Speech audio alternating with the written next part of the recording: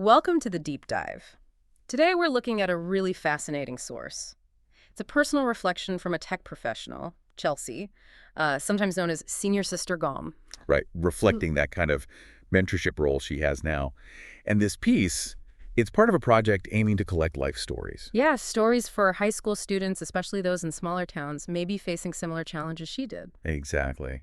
So our goal here is to unpack the journey, the practical choices, the financial side, the emotional trade-offs involved in going from rural Shandong back in 2006 all the way to being a technical product manager in New York City.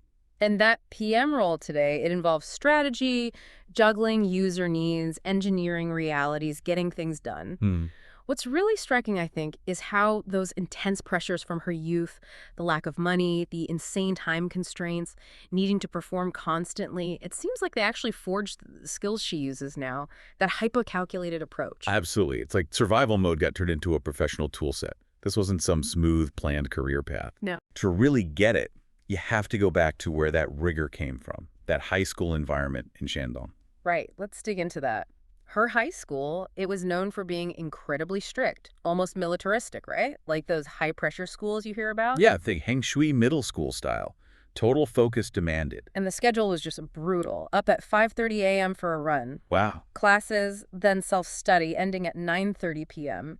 And apparently she often kept studying after that, under a flashlight in bed. Just relentless pressure, nonstop. It was a machine designed for academic output. But here's the interesting tension, isn't it? Yeah. This system crushes individuality, demands conformity. Yeah.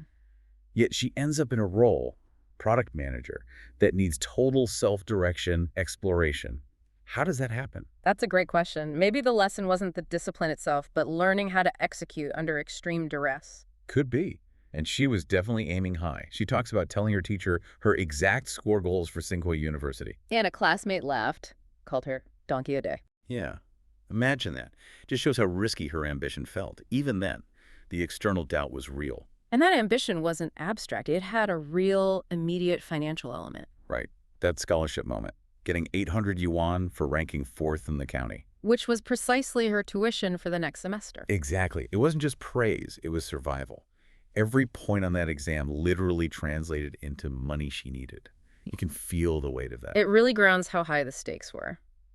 So then comes the big decision point, college.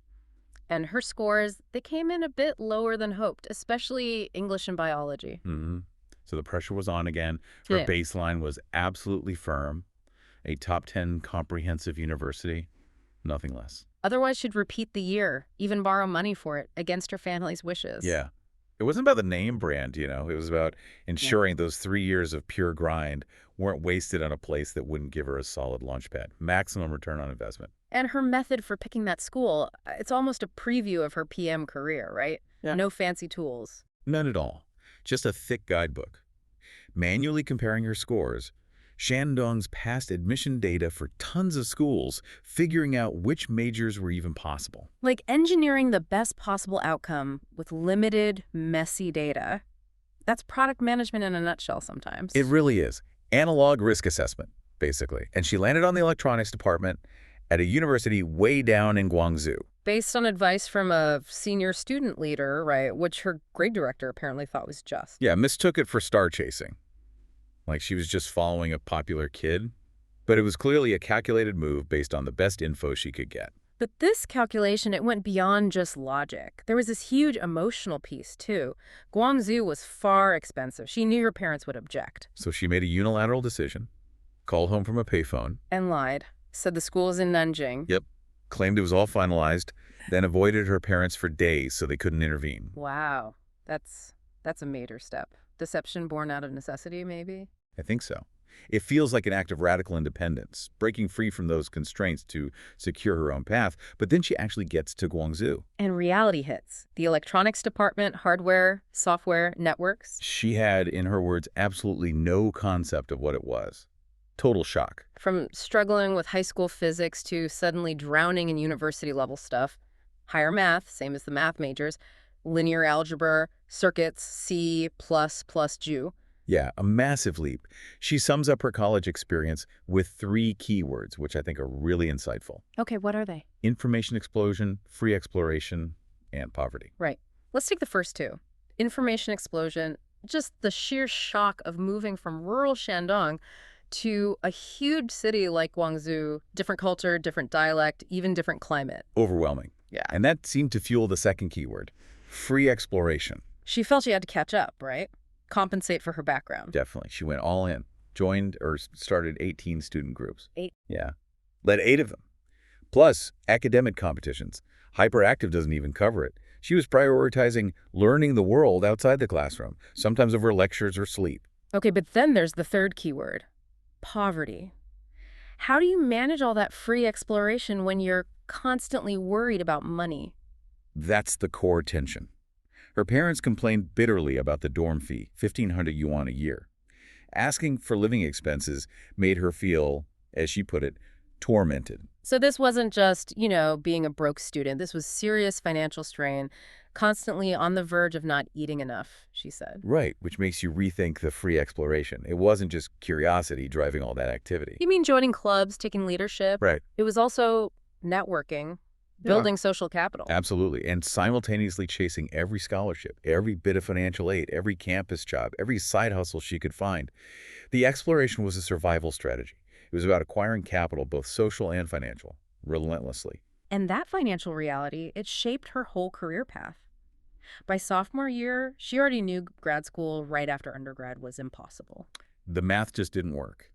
3 years with no income, not feasible. So the decision was made, get into the workforce ASAP. With a plan, though, save money, aim for an MBA abroad later on. Exactly, but that meant accelerating everything. She had to cram all her required credits by the end of junior year. So her entire senior year was free for thesis work and job prep. Job prep, GRE, TOEFL, all while interning. She basically vanished from the typical senior year campus life. She was already executing her exit strategy. Which brings us to the job search itself, trying to land one of those early product manager roles in the internet industry. Right.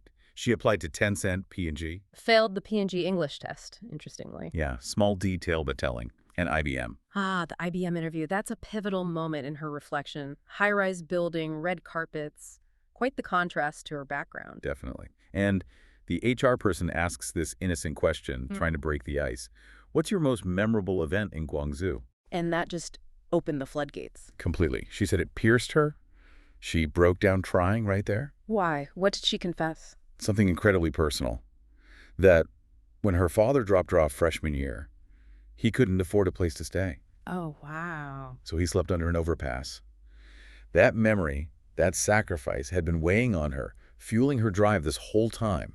The need to make it count, make it worthwhile. And how did the HR react? Very supportively, actually. Kept giving her tissues, consoling her, saying, it's not your fault. That must have been huge, that external validation, especially from someone in that position of power. I think it was a turning point.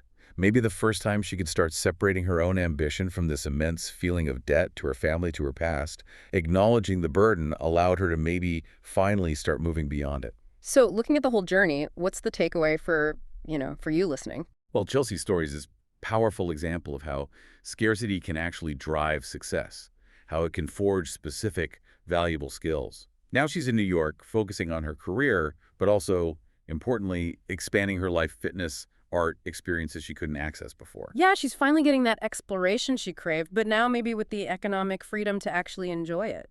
And her reflection gives this real empathy to her younger selves. That high school tomboy pinching pennies, she tells her, it's going to be okay. And the college student still scrimping while trying to do everything, it's okay not to be okay. It's acknowledging the struggle was real and necessary, but maybe not something to perpetuate forever. Right. Which leads us to a final thought for you to consider. When that intense necessity, financial pressure, external expectations is the main driver, does it cultivate a different kind of strategic toolkit? You mean things like that rapid risk assessment, the hyper-execution under pressure, skills that maybe someone on a smoother, more privileged path might not develop in the same way? Exactly. Does having that deep personal debt to your past, that intense need to justify the sacrifices made, actually make you perhaps a more focused, more driven, maybe even a better product manager or professional in general today? Something to think about.